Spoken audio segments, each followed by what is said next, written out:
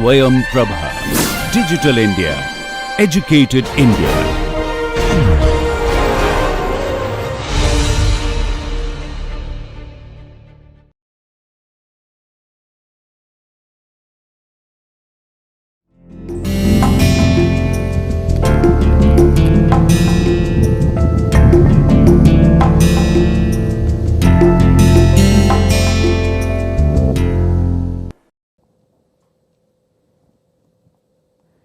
Good morning students. My name is Shalini Sharma.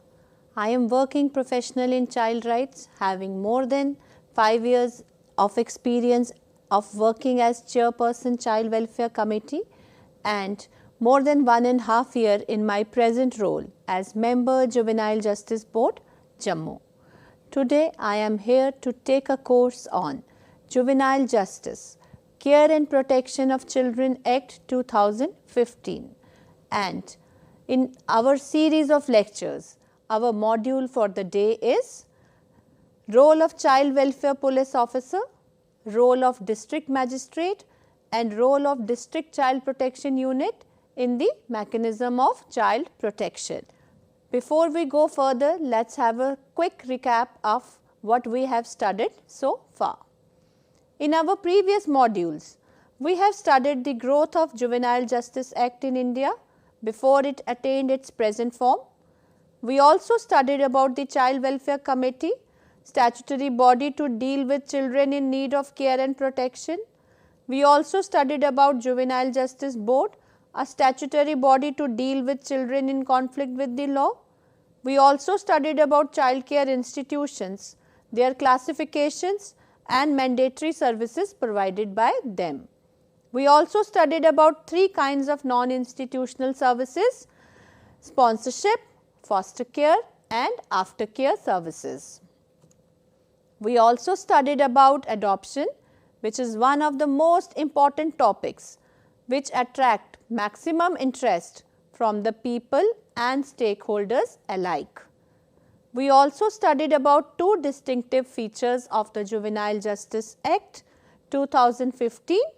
One is preliminary investigation and the other is age of juvenility. We also studied about offences committed against the children. So, let us start our topic for the day with the role of police in child protection. Police plays a very substantial role in the juvenile justice system, be it for children in need of care and protection or be it for child in conflict with the law. In almost all cases of CNCP as well as CCL, the police are usually the first point of contact with the child. The Juvenile Justice Act and the model rules lays a specific duty for the police, especially Special Police Juvenile Unit vis-a-vis children, such as to upgrade the police treatment of all children, to coordinate and function as to watchdog for protecting them against cruelty, abuse and exploitation. Police officer in this act is called Child Welfare Police Officer. This name is given to him to remind him all the time that he is for the welfare of the child. Now, let us see what the provision of the law says for the police.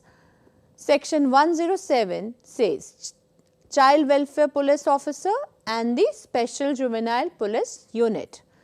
Section 107 subclause 1 says, in every police station at least one officer not below the rank of assistant sub-inspector with aptitude, appropriate training and orientation may be designated as the Child Welfare Police Officer to exclusively deal with children either as victims or perpetrators in coordination with the police, voluntary and NGO organizations.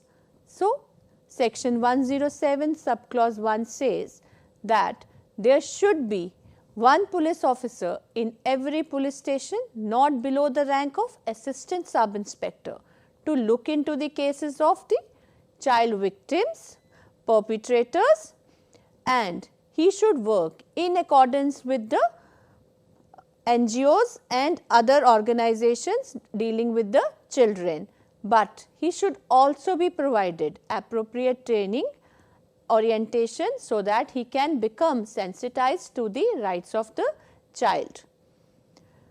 107 subclause 2 says, to coordinate all functions of police related to children, the state government shall constitute special juvenile police unit in each district and city headed by a police officer not below the rank of a deputy superintendent of police or above, and consisting of all police officers designated under subsection 1 and 2 social workers having experience of working in the field of child welfare, of whom one shall be a woman.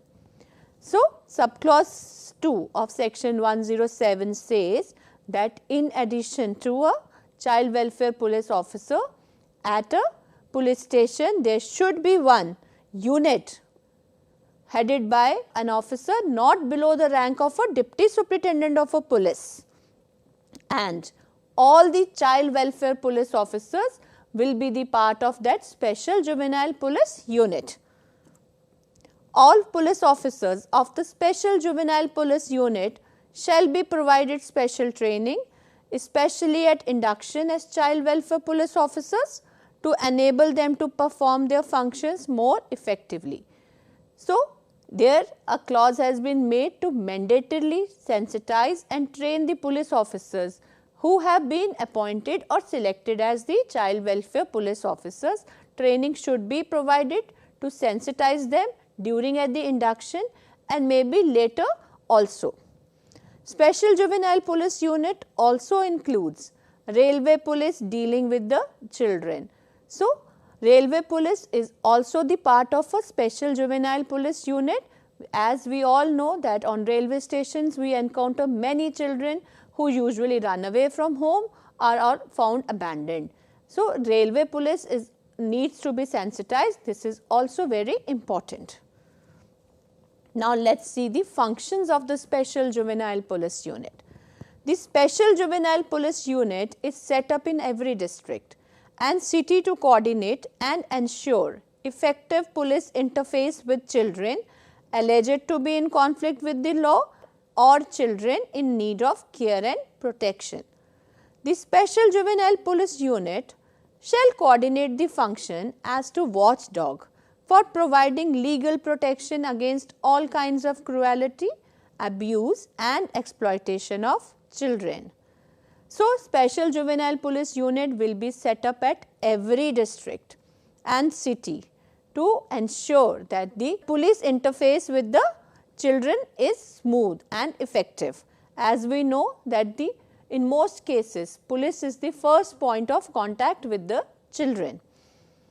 The special juvenile police unit shall take serious cognizance of adult perpetrators of crime against children and ensure that they are apprehended immediately and booked under the appropriate provisions of the law. The special juvenile police unit working in the furtherance of the child right must make all the efforts to apprehend or arrest the adult perpetrators. Now, let us see what the rule 86 of model JJ rules 2016 says about the role of the police and the special juvenile police unit. The state government shall constitute a special juvenile police unit in each district and city to coordinate all functions related to children. The central government shall constitute a special juvenile police unit for the railway protection force or government railway police at every railway station as per the requirement. Where a special police unit cannot be set up, at least one railway protection force or government railway police officer shall be designated as the child welfare police officer. So, there is of the special juvenile police unit shall be given appropriate training and orientation to deal with matters concerning children. So, here also in the rules the importance of training is highlighted for the police and the special juvenile police unit so that they can handle the cases of the children smoothly. The transfer and posting of the designated child welfare police officers may be within the special juvenile police unit of other police stations or the district unit. This section subclause says that a child welfare police officer may be transferred, but it should be transferred in another police station in the capacity of the child welfare police officer, and he should be a part of the special juvenile police unit. The police officer interacting with children shall be as far as possible in plain clothes and not in uniform, and for dealing with girl child, women police personnel shall be engaged. So, this clause says that while interacting with children as far as possible, police personnel should be in civil clothes, they should not be wearing their uniforms, and when they are escorting a girl child, a girl or a female police personnel should be there. The child welfare police officer or any other police officer shall speak in polite and soft manner and shall maintain dignity and self-esteem of the child. So, here the child rights ought to be protected.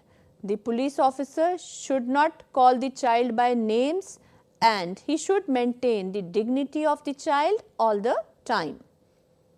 Where questions that may lead to discomfort of the child are to be asked, such questions shall be asked in a tactful manners. They should not ask the direct questions to the child, but they should indirectly and politely ask the questions to the child while interacting with them. When an FIR is registered for offence against a child, a copy of the FIR shall be handed over to the complainant or a child victim, and subsequent to the completion of investigation, a copy of a report of investigation and other relevant documents shall be handed over to the complainant or any persons authorized to act on his behalf. If the complainant is a minor child, it is the duty of the police to hand over the copy of the report, and even after the completion of inquiry, the inquiry report should also be handed over to the child or his or her guardian. No accused or suspected accused shall be brought in contact with the child, and where the victim and the person in conflict with the law are both children, they shall not be brought in contact with each other. The special juvenile police unit and the child welfare police officer has to ensure that if the child in conflict with the law and if the child victim are involved in same case, they should not come across each other at any cost. The special juvenile police unit shall have a list of the board and the child welfare committee in its due jurisdiction, their place of sitting, hours of sitting, their names and contact details of principal magistrate and members of the board, names and contact details of the chairperson and members of the committee, and the procedures to be followed before the board and committee. So, the special juvenile police unit should have the numbers of the members of the board, members of the committee, so that if the child has to be produced before them, it should be done immediately without any waste of unnecessary time. Contact details of the child care institutions and fit facilities in its due jurisdiction. The child care institutions contact number should also be with special juvenile police unit. The names and contact details of the special juvenile police unit or child welfare police officer shall be placed at conspicuous part of the police stations, child care institutions, committees, boards and the children court. So, the name and details of the special juvenile police unit, child welfare police officers should be shared with the board, committee, and they should be placed at such prominent places where they can easily be read. The special juvenile police unit shall work in coordination with the district child protection unit, the board and the committee, and the matters concerning the welfare of the children within its jurisdiction. So, here a provision is made for special juvenile police unit to outreach also. to associate with the district child protection unit and to take necessary steps for the child protection. The special juvenile police unit may coordinate with the district legal services authority to provide legal aid to children.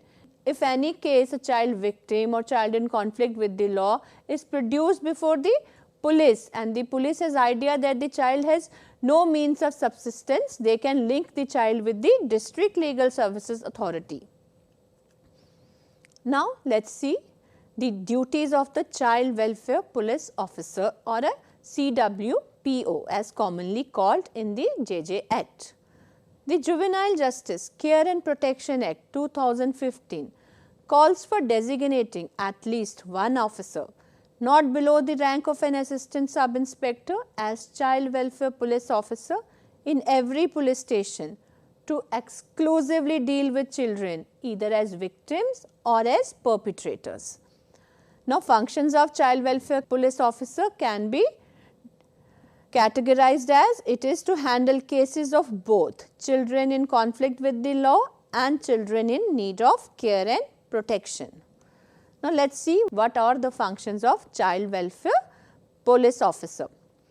To function as a watchdog for providing legal protection against all kinds of cruelty, abuse and exploitation of children and report instances of non-compliance for further legal actions. So, child welfare police officer has to act like a watchdog and has to be ensure that no kind of cruelty, abuse and exploitation of children happens in his jurisdiction. To take serious cognizance of adult perpetrators of crimes against children. If he sees anybody mistreating the child, he should take a serious cognizance of it. To ensure that the accused are apprehended immediately and booked under the appropriate provisions of the law. He should take a proactive actions to apprehend or arrest the person who has done wrong with the child. To ensure that the juvenile or child is provided with immediate medical attention, basic needs and create a child friendly atmosphere at the time of first contact. If a child victim is produced, he must ensure that he or she gets food, he should make the child comfortable at the time of the first contact so that the child can develop a trust upon the child welfare police officer. So, why do we require child welfare officer? Is to ensure that juvenile or a child is treated with decency and dignity during investigation, inquiry, search, etc. They help to uphold the right of confidentiality and privacy of the child. So, child welfare police officers, it is his duty to ensure that child is treated with decency and dignity. Nobody calls him by names, nobody treats him badly, he is not handcuffed, he is not treated badly at the police station, he is provided with water, food, etc. The police apprehending a juvenile in conflict with the law shall in no case place the juvenile in lockup or delay handling over the juvenile to the child juvenile welfare officer. The police shall handle the juveniles or children in civil clothes except while on duty at the time of taking charge of the juvenile. So, the police who is apprehending the juvenile shall in no case waste the time to hand over the child in the custody of the child welfare police officer, who should most of the time be in civil clothes, but if he is in the uniform and at the police station, he can be given relaxation for wearing uniform. After that, he can also change. The child juvenile welfare officer shall ensure that the police shall not use handcuffs, leading chains or bands while taking the child to the board, committee or JJ homes. That means while dealing or while travelling with the children, the child welfare police officers and the special juvenile police units are not supposed to handcuff or put ropes or threads to the child. She should be accompanied by a women police. If case a girl child is apprehended, she should always be accompanied by a women police officer.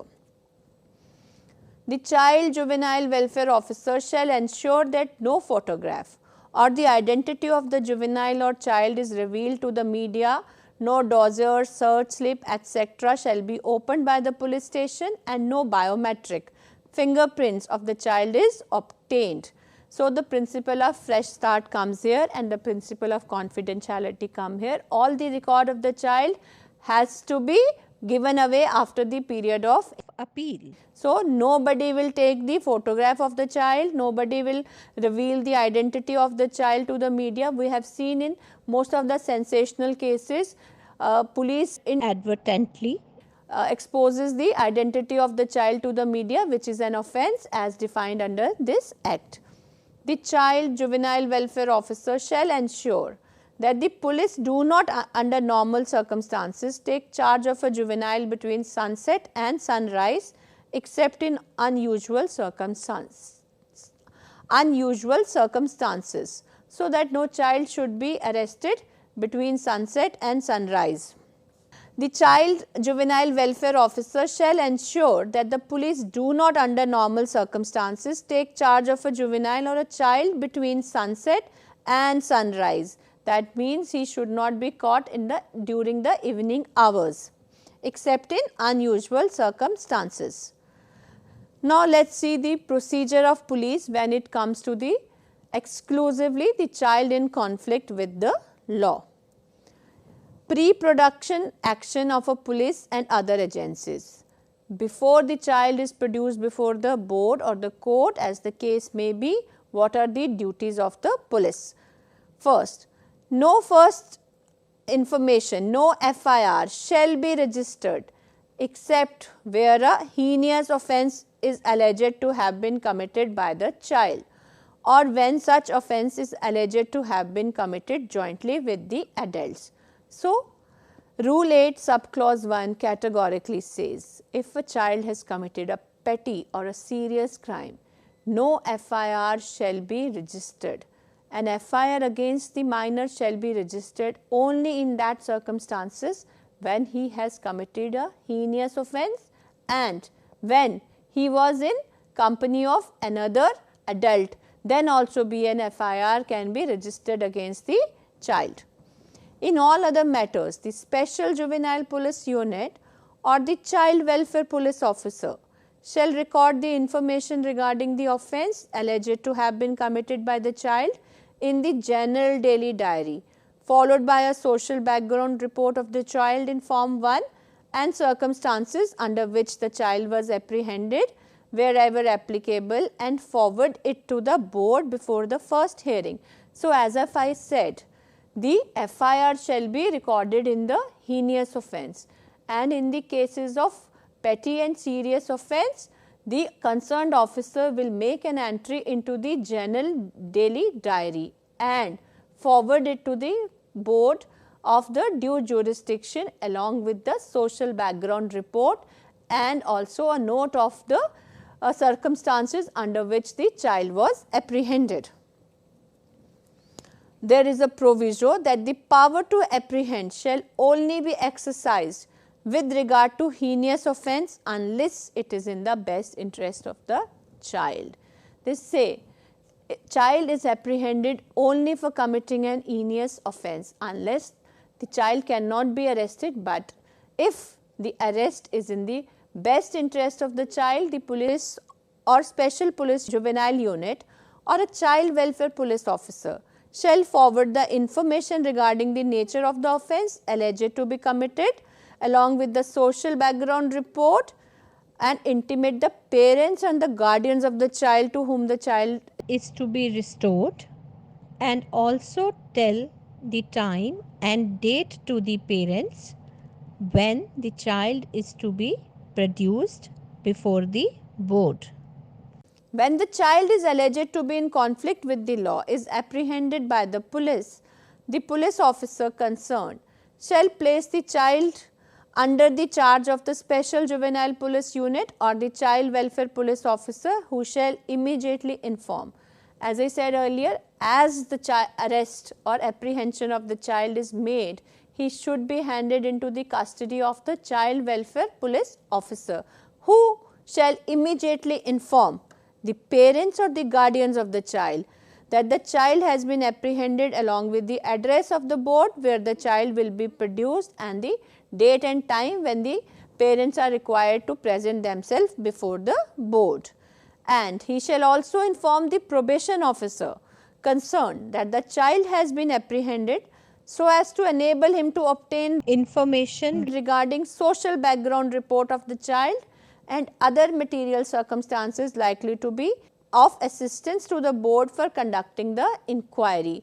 So, as soon as the apprehension of the CCL is made, parents are to be informed and then probation officer is to be informed so that he can start with the social investigation report to be submitted before the JJB, so that the JJB can make a true conclusion of the inquiry. A child welfare officer or a case worker to accompany the special juvenile police unit or child welfare police officer while producing the child before the board within 24 hours of his apprehension. Child welfare officer and a case worker has to accompany the child when he has to be produced before the board, and that too within the 24 hours of the apprehension. Third, the police officer apprehending the child alleged to be in conflict with the law shall not send the child to a police lockup and not delay the child being transferred to the child welfare police officer from the nearest police station. If a child is apprehended at a police station and there is no child welfare police officer, then his custody will be transferred to the child welfare officer at the nearest police station. The police officer may, under subsection clause 2 of section 12 of the Act, send the person apprehended to an observation home only for such period till he is produced before the board, that is within 24 hours of his being apprehension and appropriate orders are obtained. If the child is apprehended say at the very late hours and the child cannot produce even before the board or the individual member for the safe period, the child has to be kept at the observation home and not at any cost inside the police lockup or police cell.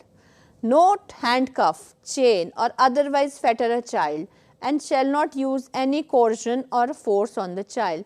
So, the no police officer who is apprehending a child shall handcuff him, shall tie him to his feet and shall not use force or coercion him to admit his guilt or otherwise.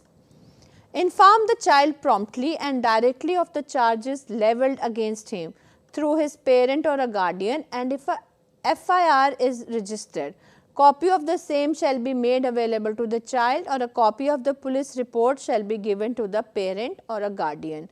If a child is apprehended, it is the duty of the child welfare police officer to inform his parents or guardian at the earliest, and the copy of, if the FIR is registered, and the copy of the FIR is also to be provided to the child or his parent or guardian at the very earliest. Inform the child and the parent or a guardian immediately regarding the rights and privileges of the child under the Act. And now it is the duty cast upon the child welfare police officer to inform the parent and to the child about his rights available in the Act, so that he can take a corrective measure accordingly. Rights of the child shall also be displayed in every police station at prominent places. So, it is the duty of the child welfare police officers to ensure that all the rights of the child are published or placed at a prominent place in the police station. Provides appropriate medical assistance of interpreter or a special educator or any other assistance which the child may require as the case may be. So, child welfare police officer may also ensure that the child might need an interpreter or any assistance. He should ensure that the assistance is provided to the child. Not compel the child to confess his guilt, and he shall be interviewed only at the special juvenile police unit or at a child friendly premises or at a child friendly corner in the police station. So, while interviewing a child welfare police officer has to ensure that nobody forced the child to confess his guilt, and the interview is conducted at the office of the special juvenile police unit or a child friendly premises or at a child friendly corner of the police station. The parent or guardian may be present during the interview of the child. The parent and guardians of the child can also be present while police is interviewing the child. Not to ask child to sign any statement and inform the district legal services authority for providing free legal aid to the child. And if the child is below poverty line or otherwise no guardian is there, it is the duty of the child welfare police officer to share the information or news of his apprehension with the district legal services authority, so that the legal aid can be provided to him. And nobody should force the child to sign any statement. It is the duty of the child welfare officer to ensure that. The child welfare police officer shall be in plain clothes and not in uniform. This act does not recognize that the police officers should wear uniforms in the presence of the children. The child welfare police officer shall record the social background of the child and circumstances of apprehending in every case of alleged involvement of a child in Form 1. So, it is the duty of the police officer also to fill the form of social background report and also mention the circumstances under which the child was apprehended. It shall be necessary upon the special juvenile police unit or the child welfare police officer to contact the parent or guardian of the child. So, here and again it is mentioned that the police shall inform the parents and guardians of the child and to make them aware of the apprehension. Now, let us discuss the another important feature of the child protection mechanism of a district is District Child Protection Unit. District Child Protection Unit is the implementing body of the Juvenile Justice Care and Protection Act in a district. Let us see what the definition of DCPU states. Under section 2 subclause 26, JJ Act 2015 means a child protection unit for a district established by the state government under section 106, which shall function under the supervision of a district magistrate to ensure the implementation of this act and the other child protection measures in the district. So, district child protection unit is responsible for undertaking all the child protection measures in the district, and they have to work under the supervision of district magistrate of the concerned district. Section 106 of the Juvenile Justice Care and Protection of Children Act 2015 states, every state government shall constitute a child protection society for the state and child protection unit for every district, consisting of such officers and other employees as may be appointed by the government to take up matters relating to children with a view to ensure the implementation of this act, including the establishment and maintenance of institutions under this act. Notification of competent authorities in relation to the children and their rehabilitation and coordination with various officials and non-official agencies concerned, and to discharge such other functions as may be prescribed. So, Children District Child Protection Unit is the fundamental unit for the implementation of child protection services in every district, and this is chaired by the district magistrate or the chairman Zilla Parishad. District Child Protection Unit is a fundamental unit for the implementation of the Juvenile Justice Care and Protection Act. It is responsible for coordinating and implementing all child rights and protection activities at district level. The District Child Protection Unit functions under the overall administrative control and supervision of the district magistrate. The District Child Protection Officer is the nodal person in the District Child Protection Unit. Other key functionaries include Protection Officer, Non-Institutional Care, Protection Officer, Institutional Care, Legal cum Probation Officer, Social Worker, Counselors and Outreach Workers. So, this is how the structure of a District Child Protection Unit looks, At the head there is State Child Protection Society, below it is District Child Protection Officer, then there is provision of an accountant and data entry operator, then there is one data analyst, and then there is Protection Officer Institutional Care, Protection Officer Non-Institutional Care, and then there is Legal cum Probationer Officer. Then there is Counselor, Social Worker, Outreach Workers and Community Volunteers. So, students, let us study their roles in details. District Magistrate. The District Magistrate shall facilitate effective implementation of the Juvenile Justice, Care and Protection of Children Act 2050.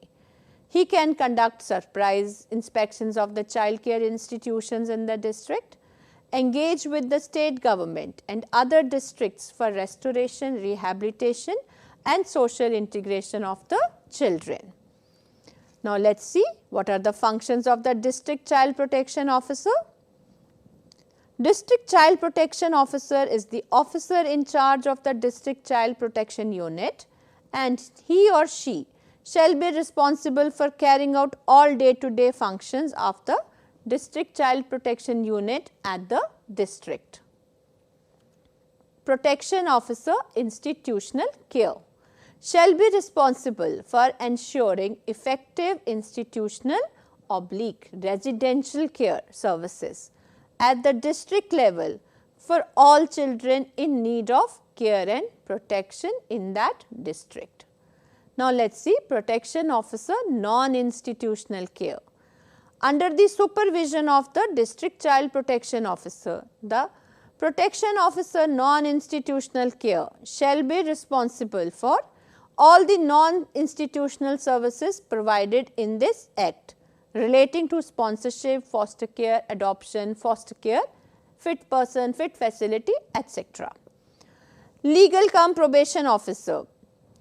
LCPO shall coordinate and supervise all the programs and activities relating to children in conflict with the law.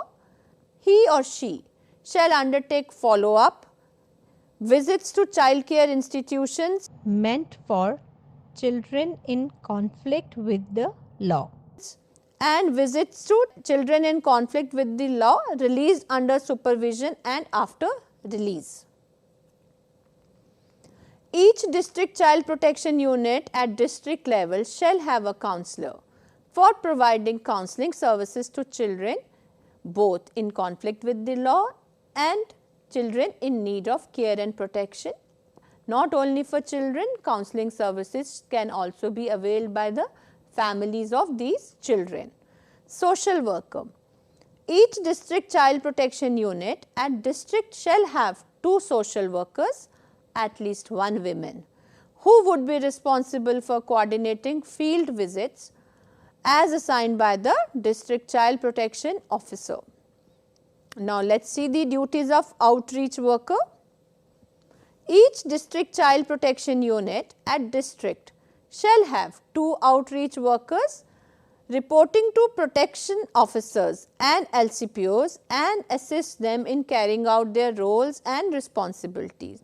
So, outreach workers would be reporting to protection officers and the legal cum probationary officer. Overall functions of district child protection unit in a district. Conduct review of the child placed in a place of safety every year and forward the report to the children's court. Submit a monthly report to the State Child Protection Society. Notify the state government about the vacancy in JJB CWCs 6 months before such a vacancy arises, so that the statutory bodies do not get dysfunctional. It is the duty of the DCPO and DCPU unit to inform the state government right before 6 months. Review reports submitted by inspection committees and resolve the issues raised through coordination among stakeholders.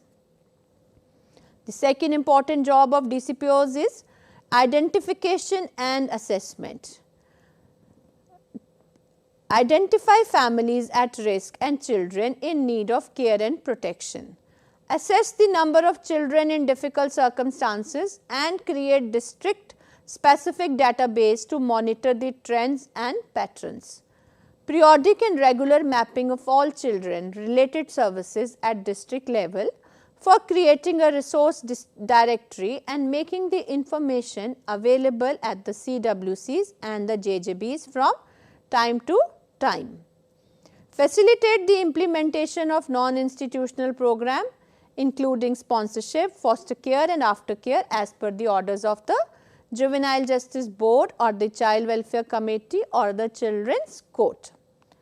Facilitate the transfer of children at all levels for their restoration to their families. Coordination and licensing. District Child Protection Unit shall maintain and make available to the Juvenile Justice Board a panel of psychologists or psychosocial workers or other experts who have the experience of working with children in difficult circumstances for assistance of the board in conducting preliminary assessment in case of heinous offences. Generate awareness and organize and conduct programs for the implementation of the Act including training and capacity building of stakeholders under the Act. So, it is a duty cast upon the District Child Protection Unit to regular conduct trainings to create an awareness among the various stakeholders. Organize quarterly meeting with all stakeholders at district level to review the progress and implementation of the Juvenile Justice Act.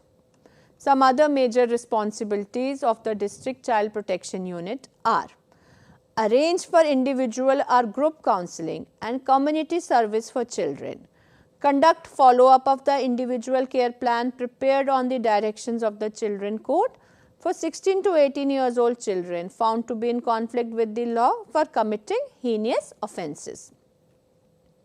Inquire into, seek reports and take action in cases of death or suicide in child care institutions and under other institutional care and submit the report to the State Child Protection Society.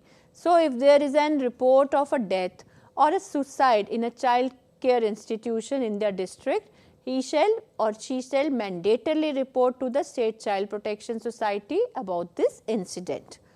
Look into the complaints and the suggestions of the children as contained in the children's suggestion box and take appropriate action. Be represented on the management committee with the CCIs. CCIs, child care institutions and their management shall make DCPOs be a part of it. Provide secretarial staff to the CWCs and the JJBs. It is the duty of the DCPU unit to ensure that the secretarial staff is provided to the child welfare committees and the juvenile justice boards. Where a child has to be sent or repatriate to another district or a state or a country at the direction of CWC, DCPU shall take necessary steps. Permission as may be required, such as approaching the foreigners regional registration office and Minister of External Affairs for NOC containing the counterpart committee or any other voluntary organization and the other districts or the state or country where the child is to be sent. So, for the repatriation of the child in the country or outside the country, the necessary arrangements have to be made by the district child protection officer. During the inquiry, if it is found that the child hails from a place outside the jurisdiction of the JJB or CWC, then based on the transfer order, the DCPU sends the information of transfer to the appropriate JJB and CWC having jurisdiction over the area where the child is ordered to be transferred. If a child is sent to be an area outside the concerned district, the DCPU will share the order and forward it to the concerned CWC or JJB where the child is to be repatriated. DCPU shall provide funds for the restoration of the child including travel and other incidental expenses. Conduct all other functions necessary for the effective implementation of the Juvenile Justice Act in the district. DCPU's nodal role in non-institutional care for children. Here are non-institutional services where DCPU plays a nodal role. Foster care. As per Model Guidelines for Foster Care 2016, district administration through the DCPU plays a very critical role in the implementation of the foster care scheme and ensuring that children are safe in the foster families. DCPU shall also be the nodal authority for implementing the foster care program in the district. Sponsorship. DCPU shall implement the sponsorship program as per the model rule. Creation of a panel, and for the purposes of sponsorship, DCPU will also create a panel. It shall provide a panel of persons or families or organizations interested in sponsoring a child and shall forward the panel to the JJB, CWC or the Children Court as the case may be. Role of District Child Protection Unit and District Administration. DCPU unit has a great role in the adoption role. Identify orphan, abandoned and surrendered children in the district, have them declared legally free for adoption by Child Welfare Committee with the help of SA or CCI wherever required. The first role of DCPU unit is to identify and trace if there is any abandoned child, and the next duty is to get the child legally free for adoption certificate and support CWC in preparing the data relating to children declared legally free for adoption, as it has to be uploaded in the concerned portal. Aftercare. The District Child Protection Unit shall prepare and maintain a list of organizations, institutions and individuals interested in providing aftercare as per their area of interest, such as education, medical support, nutrition, vocational training, and the same shall be forwarded to the JJB, the CWCs and all CCIs for their record. Now, let us look at the roles and responsibilities of the district magistrate. The district magistrate holds a pivotal position as the head of the district administration in the district. Both DMs and ADMs have been entrusted with the responsibility of care and protection of vulnerable children at district level. The district magistrates have been empowered under the Act to ensure the effective implementation of the Act. So, the main responsibility for the implementation of the Act in the district has been imposed upon the district magistrate. The district magistrate will also independently evaluate the functionings of the district child protection units, child welfare committees and the juvenile justice board, special juvenile police unit and child care institution. So, DM will keep an eye on the working of all the child rights mechanism in the district. Let us see the roles and responsibilities of the DM as per the model rules. DM has been empowered for the following roles. Rule 85, function as a nodal officer in the district for implementation of the Act and rules, and DCPU to function under the district magistrate. So, DM is the nodal officer and the DCPU has to function under the district magistrate. Designate any ADM of the district to discharge the duties under the Act.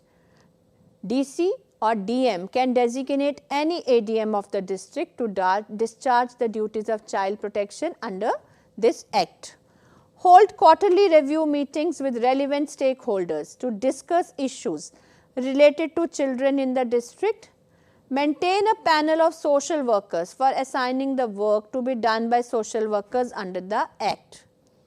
Constitute district level inspection committees including member JJB or CWC, medical officer and one member of civil society, one mental health expert, Rule 41. Act as a grievance redressal authority for functioning of CWC and affected child. Conduct a quarterly review based quarterly progress report on restored, dead and runaway child received from CWC. Hold adoption proceedings in camera and dispose of adoption application within the period of 2 months from the date of filing. DMs and ADMs will monitor the functioning of various agencies under the Juvenile Justice Act in every district. This includes the CWCs, JJBs, DCPUs and the SGPUs. DMs and ADMs will monitor the functioning of the child welfare committees, JJBs and DCPUs and also review them. DM as grievance redressal authority, they will handle the grievance related to the child and the child welfare committee. All the cases pertaining to adoption matters pending before the court shall stand transferred to the DM from this notification of the model rules, since order issuing authority is now the district magistrate and not the court. Role of district magistrate in registration of child care institutions. Child care institution is an important part of child protection system in a district. Let us see the role of DM in child care institutions. Child care institutions applies for a registration to state government, and state government sends that application to the concerned DM within the 15 days. And district magistrate, upon receiving that application, may make recommendations within 30 days. And district magistrate to conduct detailed annual inspection of all the CCIs in his district. It is the duty of the district magistrate to visit and inspect all the child care institutions in their district. Decision on renewal of registration based on the annual inspection by the DM. If any CCI has to review their or renew their registry, they can only be after the inspection of the district magistrate. Role of district magistrate in inspection of child care institutions. DM shall constitute district level inspection committee, inspection to be done as per form 46 of JJ rules. Take action on inspection report, forward it to the state inspection committee. DM only has to do inspection, he has to forward the recommendations to the state inspection committee. Submit compliance report to the State Child Protection Society within the 2 months period. Submit compliance report to the State Child Protection Society in 2 months period.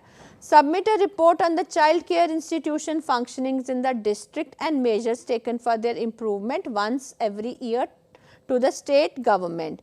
Here also submit a report on how a child care institution is functioning on the district and will share the recommendation report with the state government.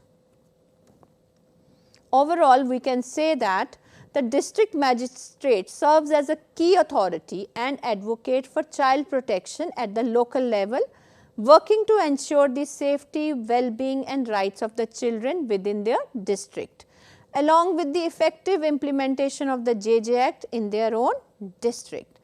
Let us look how the judiciary has recognized the importance of the district magistrate. Sheila Barse versus Union of India. In this case, highlighted the responsibilities of the district magistrate in ensuring the protection and welfare of children in observation homes and juvenile justice institution. So, as per this case, a responsibility has been made on the district magistrate to visit the observation home and other child care homes in his district. In J.K. Mittal versus State of UP, the Supreme Court emphasized the duty of the district magistrate to monitor and supervise the implementation of the Juvenile Justice Act 2000 within their jurisdiction. And in Javed versus State of Haryana, in this case, the Supreme Court of India emphasized the duty of the police to promptly register cases of missing children and conduct thorough investigations to locate them. The court stressed the importance of treating such cases with urgency and sensitivity. In Bachpan Bachao Andolan versus Union of India, this landmark judgment by the Supreme Court highlighted the responsibility of law enforcement agencies in combating child trafficking and forced labor. It directed the police to take proactive measures to prevent child trafficking, rescue victims and prosecute offenders. And in Neela Bhatti Behra versus State of Orissa, although not specifically focused on child protection, this case set a precedent of holding law enforcement accountable for custodial deaths. The judgment emphasized that it is the duty of the police to protect the lives and rights of individuals, including children in their custody. So, children, you have seen that how the judiciary has made all the duty holders sensitized about their rights, and we all as stakeholders in the furtherance of the Juvenile Justice Act should be cautious and careful about our rights as well as our duties. So, with this remark, I will conclude my lecture for the day. Good day. Thank you.